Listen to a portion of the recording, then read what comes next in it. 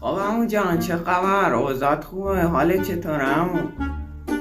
معدل درسات چند شدی؟ نری دیگه عمو.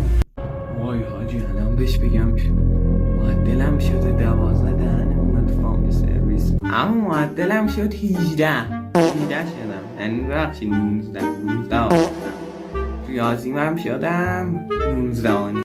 عمو جان خوبه معدلت باز بالا، اما تو فامیل اینجوری سرمونه جلو وقتی خم نمیکنه آبرومون بره.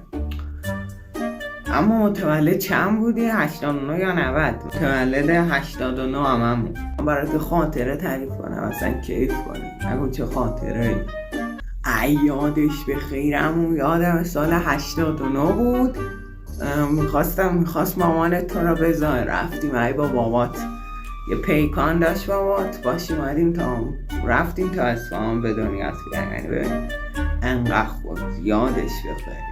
رفتیم اونجا با پیکان کاراتو رو انجام دادیم، یادش بخیر عمو.